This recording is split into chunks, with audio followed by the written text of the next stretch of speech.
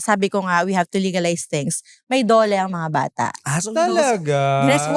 Required na 20% of the earnings is hindi mo ginagalaw sa bangko. I love it! Kailangan mo ng bank certification na ito yung laman ng bangko niya if you have a project for them.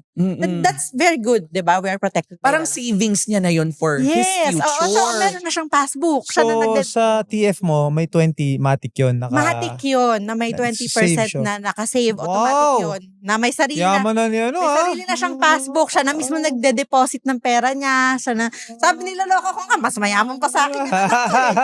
So, ibig Wala pa siyang binubuhay, Oo. no? Pero ibig sabihin, Nanay Jeka, dapat hiwalay yung talent fee niya sa talent fee mo. Oo nga. Opo. Paano yun? Bale, naka-quote na yon kung alin doon yung, kasama na siya, kapag ako lang mag-isa, iba ang talent fee. Yes, I'm kapag sure. kasama ang bata, iba din ang talent fee. Akit Tapos mo na, no? nagta-top up pa ako ng dole requirements na additional ko. Kasi madami aside from the medical certificate, kailangan ng school certificate na nag-aaral siya. Aside from that, kailangan din yung bangko nga, laman ng bangko. Tapos kailangan mong ipamedical if okay siya, he's well, he can work. Sasabihin mo pa yung oras, tsaka araw, kung kailan mag-shoot.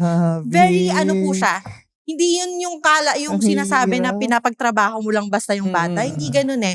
Very specific dito sa atin na dapat may bed sila kapag magtatrabaho. If meron silang 2 hours na break, may water sila, may water break sila. So, ganun. It's really good.